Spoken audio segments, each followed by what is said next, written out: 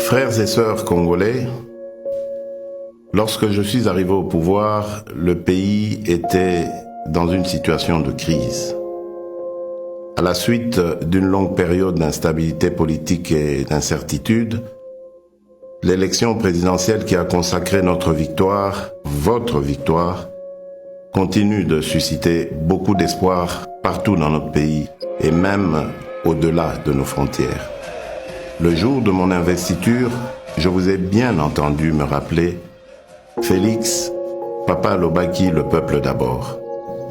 Les défis de notre pays sont immenses. Les problèmes sont multiples, mais il n'est pas impossible d'y remédier et de commencer ainsi à changer les choses, à changer notre mode de vie en société.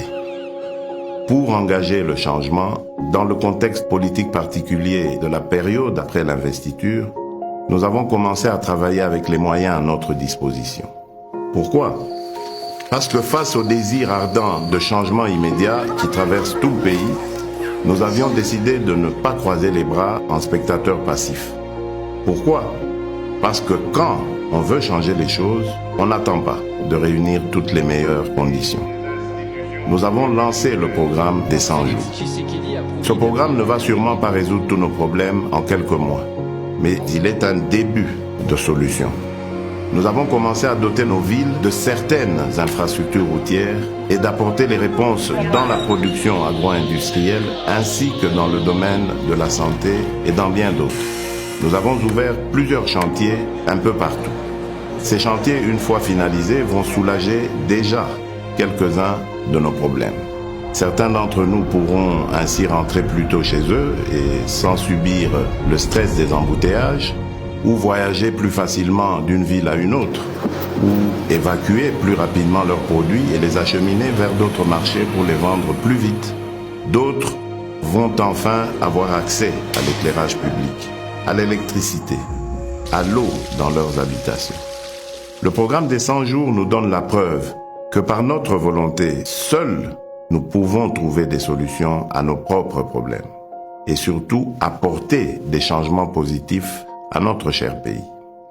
Le grand changement que nous attendons, le changement que vous souhaitez, ne sera possible que si chacun de nous tous, Congolaises et Congolais, adopte la même attitude responsable face aux problèmes et défis qui sont les siens, qui sont les nôtres. Le vrai changement commence par chacun et chacune d'entre nous. Nous devons changer et incarner le changement partout où nous sommes pour que le pays évolue. Aussi petit soit l'impact de l'action que vous pouvez prendre là où vous êtes, elle reste importante pour atteindre l'objectif, le changement.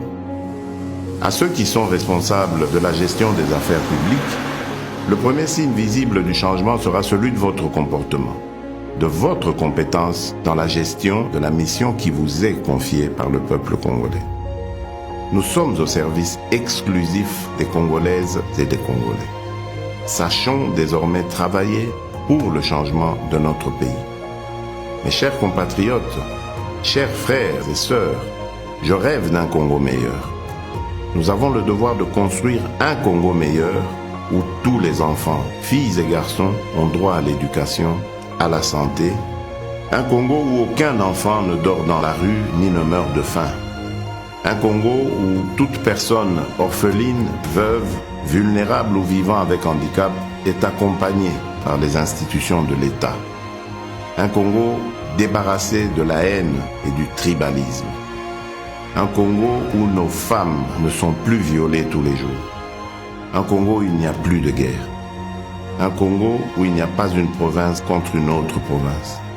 Un Congo où il n'y a pas ceux de là-bas et ceux d'ici. Un Congo où il n'y a pas ceux d'une église contre ceux d'une autre église. Un Congo où il n'y a pas un camp politique contre un autre camp politique. Je veux un Congo où il n'y a qu'un seul camp, le camp des Congolais unis et fiers de notre riche diversité.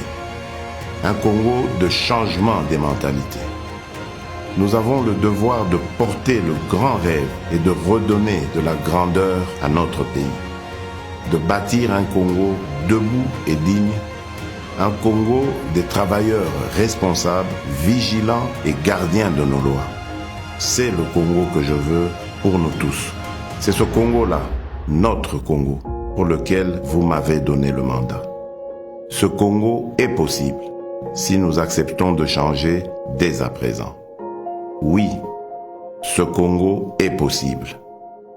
Que Dieu bénisse la République démocratique du Congo.